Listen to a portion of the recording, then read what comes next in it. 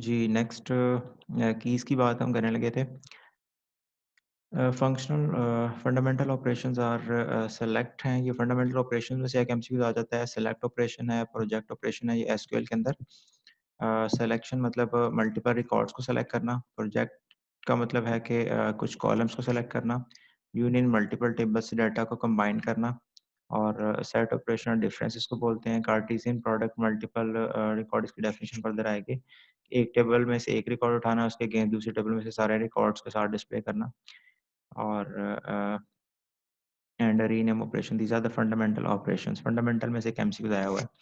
Next keys में super key set of one और more attributes that collectively, इस लफ्ज को आपने याद रखना है, collectively to uniquely identify. Collectively अगर है तो इसमें आप उसको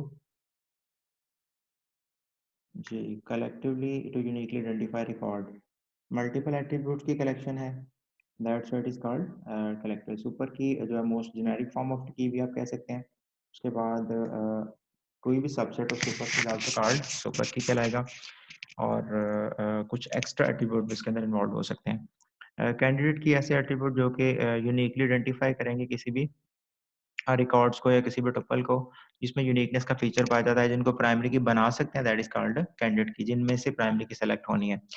और अगर हमारे पास कोई भी एक्स्ट्रा एट्रीब्यूट नहीं है, तो सुपर की ही कैंडिडेट की कहलाती है, या कैंडिडेट की सुपर की में से सेलेक्ट की जाती है। Super key with no repeated attributes, minimum number of attributes आप इसको कह सकते हैं।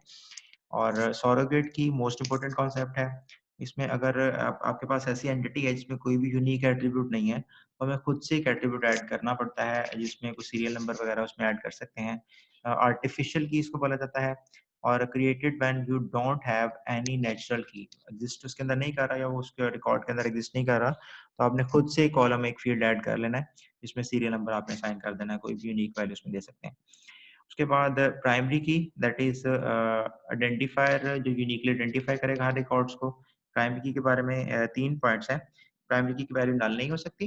नंबर सेकंड पे प्राइमरी की, अ टेबल और relation must have only one primary की, एक प्राइमरी की होती है किसी भी टेबल की।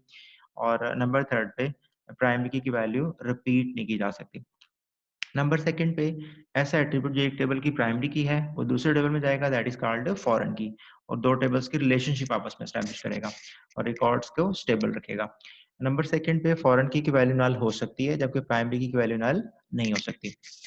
नंबर नेक्स्ट पे फॉरेन की डेफिनेशन के whose values must match with the primary key in another relation.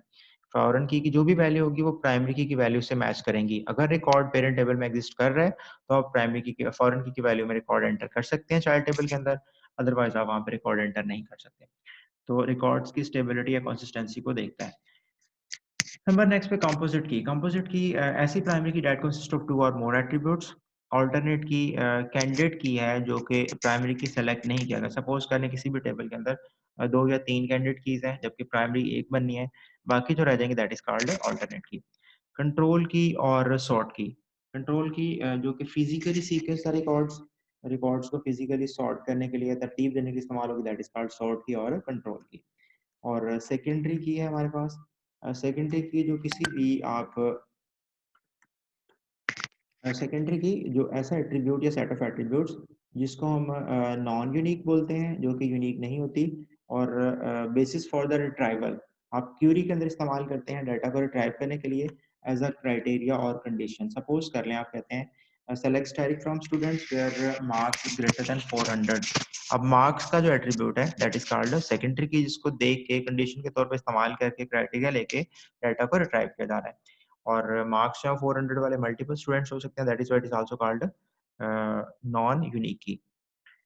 Next एक बेसिक कॉन्सेप्ट है जी, इंपॉर्टेंट है। Unique key field can contain null. Unique field जिसको आपने यूनिक कांस्टेंट अप्लाई किया है, उसमें आप नल रख सकते हैं, जबकि प्राइमरी की में नल नहीं रख सकते, या प्राइमरी की को एम्प्टी नहीं छोड़ सकते। लेकिन ऐसा फील्ड जिसको आपने नल कांस्टेंट अप्लाई किया, उसमें आप एम्प्टी खाली छोड़ सकते हैं उसको ना, उसमें रिकॉर्ड एंटर करें या ना करें, इट्स अप टू यू। नल को नल फील्ड जिसके ऊपर कांस्टेंट लगी है उसको नल रखा जा सकता है। सॉरी, यूनिक फील्ड जो है उसको यूनिक कांस्टेंट अप्लाई की इसके ऊपर, दैट कैन बी नल, जबकि प्राइमरी की को नल नहीं छोड़ा जा सकता। नेक्स्ट मोस्ट इंपॉर्टेंट कॉन्सेप्ट इसमें से लाजमी एमसीक्यूज आने हैं, that is called normalisation. Complex data structure को स्टेबल और सिंपल डाटा स्ट्रक्चर में चेंज करने का प्रोसेस है, दैट इज कॉल्ड नॉर्मलाइजेशन। और रिलायबल और suitable set of relation create की जाती है, इसमें डेटा को स्टोर किया जा सकता है, सेव किया जा सकता है। नेक्स्ट फंक्शनल डिपेंडेंसी की बात कर लें। पार्शियल डिपेंडेंसी का मतलब क्या होता है कि आपने कोई भी नॉन के एट्रीब्यूट्स जो प्राइमरी के पार्ट पर डिपेंड करते हैं, that is called partial dependency. उसके बाद फुल फंक्शनल, ऐसे नॉन के एट्रीब्यूट्स जो फुल प्राइमरी की पे, all part of the primary की पे डिपेंड करेंगे या होल प्राइमरी की पे डिपेंड करेंगे, that is called full functional dependency. Transitive dependency क्या है, जिसमें आप एक नॉन के एट्रीब्यूट किसी दूसरे नॉन के एट्रीब्यूट पर डिपेंड कर रहा होगा। नेक्स्ट है जी multi valued dependency. Multi valued dependency उस रिलेशन के अंदर आएगी जिसमें कम से कम 3 एट्रीब्यूट्स होंगे, एटलीस्ट 3 एट्रीब्यूट्स, और 2 एट्रीब्यूट्स है वो मल्टी वैल्यूड होंगे, और वो दोनों एट्रीब्यूट्स जो है वो थर्ड एट्रीब्यूट पर डिपेंड कर रहे होंगे। उसके बाद फर्स्ट नॉर्मल फॉर्म में आने के लिए हमें क्या करना पड़ेगा? फर्स्ट नॉर्मल फॉर्म में आने के लिए जी जॉइंट डिपेंडेंसी क्या है? इसमें जब हम मल्टीपल टेबल्स का के ऊपर जॉइन अप्लाई करते हैं, रिकॉर्ड्स को कंबाइन करते हैं, रीयूनिट करते हैं, तो उसमें जो एग्जिस्ट करेगी that is called joint dependency. उसके बाद फर्स्ट नॉर्मल फॉर्म में रिकॉर्ड्स को, टेबल्स को लाना है, तो उसमें आपने रिपीटिंग ग्रुप्स को खत्म करना है।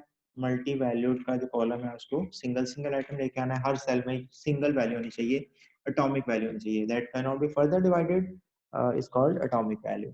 अगर आप एटॉमिक वैल्यूज हर सेल में कर देते हैं, हर कॉलम अंडरलाइन डोमेन जो है वो एटॉमिक वैल्यूज रख रही हैं, इट मींस कि टेबल फर्स्ट नॉर्मल फॉर्म में है। इस तरह टेबल सेकंड नॉर्मल फॉर्म में कब होगा? जब उसमें से पार्शियल डिपेंडेंसी खत्म हो गई है and all the non key attributes are fully functionally dependent on the primary key या whole set of primary key. Number third पे थर्ड नॉर्मल फॉर्म में टेबल को लाने के लिए ट्रांजिटिव डिपेंडेंसी को रिमूव करना पड़ेगा, और Boyce Codd normal form is a better normal form as compare to third से एडवांस स्टेज है, और इसमें एवरी एट्रीब्यूट जो है जी determinant should be a primary key. उसके बाद नंबर नेक्स्ट अगर हम बात करें तो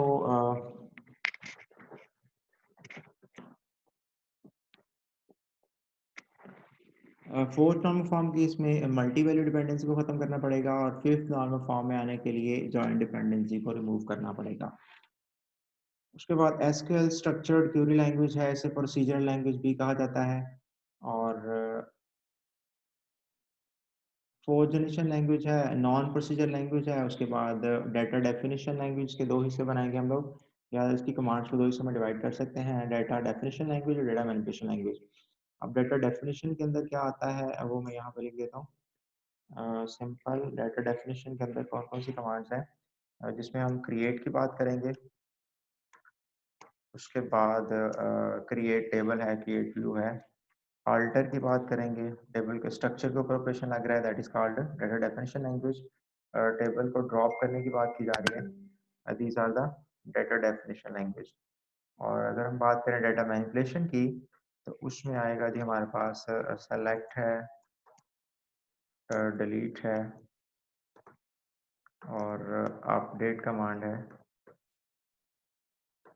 मीन्स के जो भी डाटा के ऊपर ऑपरेशन अप्लाई किए जाएंगे दैट इज कॉल्ड डीएमएल, और जो भी स्ट्रक्चर के ऊपर ऑपरेशन अप्लाई होंगे, इवन के कॉन्स्टेंट जो हम अप्लाई करते हैं, that is called DDL.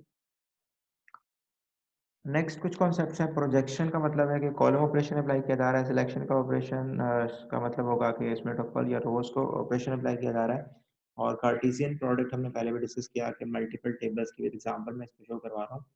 Suppose हमारे पास 2 टेबल्स हैं, तो पहले का नाम है जी आर रिलेशन, दूसरे का नाम है एस रिलेशन। इसमें 2 रिकॉर्ड्स हैं और इसमें भी 3 रिकॉर्ड्स हैं। तो जब आर क्रॉस एस होगा तो इसमें 6 रिकॉर्ड्स आएंगे, मीन्स कि इस पहले को पिक किया जाएगा। यहाँ पे देखें, इसका रिजल्टेंट टेबल हमारे पास है जी, कॉलम ए ये वाला, उसके बाद कॉलम आर बी, आर मतलब इस वाले रिलेशन का बी वाला कॉलम, उसके बाद एस सी, एस रिलेशन का नाम है, बी ये वाला कॉलम, उसके बाद सी ये वाला कॉलम, और डी ये वाला कॉलम। मतलब इन कॉलम के नाम सेम थे, दैट्स वाई उसके साथ रिलेशन का नाम भी अटैच करना पड़ा। और यहाँ पे देखिए अगर 1 2, ये 1 2 आ रहा है, first record of first relation, और उसके बाद ये तीनों रिकॉर्ड आ रहे हैं, ये भी और ये भी। 1 2 1 2 1 2 पहला रिकॉर्ड पिक किया है और उसके साथ हर रिकॉर्ड्स को मैच किया है। ये first record of second table, ये second record of second table और ये third record of second table. तो इसका आ सकता है कि इसको क्रॉस प्रोडक्ट भी कहते हैं, कार्टेशियन प्रोडक्ट भी कहा जाता है, सिंपल प्रोडक्ट भी कहा जाता है। जबकि टोटल नंबर ऑफ रिकॉर्ड्स कितने होंगे फाइनल रिजल्ट में, तो आपने इनकी तादाद देख लेनी है, इसमें कितने टपल्स हैं, 2, इसमें है 3, 2 cross 3 is equal to 6 number of tuples और नंबर ऑफ रिकॉर्ड्स। ये सब क्यूरी क्या है? सब क्यूरी ऐसी क्यूरी जो हम किसी भी क्यूरी के अंदर अप्लाई कर देते हैं, दैट इज कॉल्ड सब क्यूरी। और ओरेकल के अंदर सब क्यूरी अनलिमिटेड आप अप्लाई कर सकते हैं फ्रॉम क्लास के अंदर, जबकि वेयर क्लास के अंदर यहाँ पे लिखा हुआ है कि 255 तक हम जा सकते हैं। ये कॉन्सेप्ट इंपॉर्टेंट है, इसको जरा देख लीजिएगा। उसके बाद सब क्यूरीज के बेनिफिट्स क्या हैं कि ये जॉइन या कम्प्लेक्स जॉइन क्यूरीज को और यूनियंस को सिंप्लीफाइड फॉर्म में आप इसकी मदद से अचीव कर सकते हैं सब क्यूरीज को इस्तेमाल करके। कमिट स्टेटमेंट क्या है? हमारी कमिट कमांड से जो भी आपने ट्रांजेक्शन परफॉर्म की होती हैं उसको हम परमानेंटली कंसिस्टेंट स्टेटमेंट डेटाबेस में सेव कर देते हैं, जो भी चेंजेस है वो सेव हो जाती हैं, that is called commit command. उसके बाद ट्रांजैक्शन की डेफिनेशन है कि लॉजिकल यूनिट ऑफ वर्क भी कहते हैं, या set of statement sequence of SQL statements होती हैं जो डेटाबेस में एज अ सिंगल यूनिट के तौर पे काम करती हैं, उसको आप कंपाइल करते हैं और उसके बाद उसको सेव किया जा सकता है। रोल बैक, जो भी चेंजेस आपने किए हैं उसको दोबारा से रिवर्ट करना है, उसको अप्लाई नहीं करना है या कैंसिल करना है, फिर रोल बैक कमांड इस्तेमाल की जाएगी। और लास्ट जो सेव हुआ है हमारा, वहाँ से लेके एंड तक जो भी ट्रांजेक्शन है वो सारा कुछ तब्दील हो जाएगा या उसको रिमूव कर दिया जाएगा। ये स्टोर्ड प्रोसीजर्स क्या हैं? अ ग्रुप ऑफ ट्रांजैक्शंस हैं एसक्यूएल स्टेटमेंट्स की, compiled into a single execution plan, that is called stored procedure. Temporary stored procedures are stored in कहाँ पे सेव होते हैं? TEMP, टेम्प DB डेटाबेस के अंदर सेव किए जाते हैं। फाइल का नेम है, यहाँ पे इसको सेव किया जाता है। उसके बाद है जी data warehouse. Data warehouse से क्या मुराद है? ये पहले कॉन्सेप्ट में पढ़ा था, जो स्टार्ट पे टॉप पे था, टाइप्स ऑफ डेटाबेसेस में एंटरप्राइज डेटाबेस के साथ, इसमें build into the supported management sub functions whereas data mining, data warehouse management functions. Data mining से क्या मुराद है? To exact useful information and patterns from the data, data से data को उठाना और वहां से पैटर्न्स को कलेक्ट करना फॉर फाइनल डिसीजन मेकिंग। ये एक छोटा सा कॉन्सेप्ट है, इसको देख लीजिएगा और ये इंपॉर्टेंट चीज़ है, इसको पढ़ें। Is are database, data warehouse एक डेटाबेस है जो DBMS में क्रिएट की गई है, या मल्टीपल ऑपरेशनल डेटाबेस हमने पढ़ा, design to support the management decisions making process, providing platforms for data cleaning, data integration and data consolidations. तो डाटा माइनिंग क्या है? Finding patterns, that is the most important concept.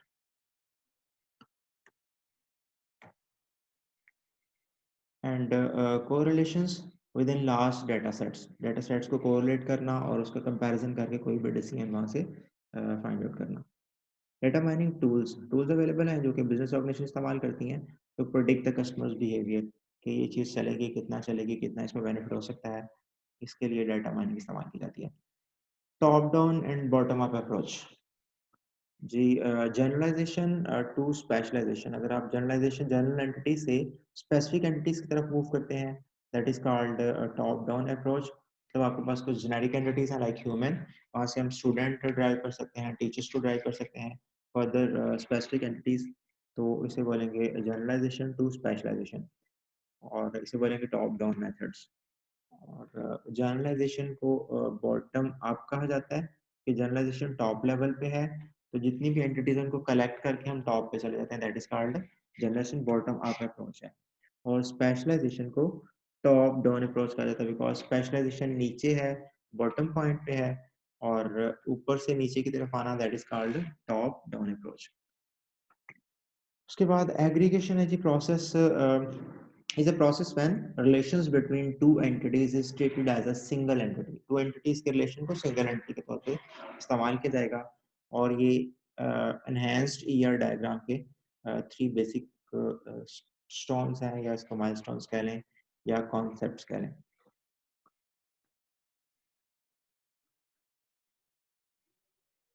जी, आज तक इतना ही, बाकी इंशाल्लाह नेक्स्ट एमसीक्यूज़ के साथ अगली वीडियो के अंदर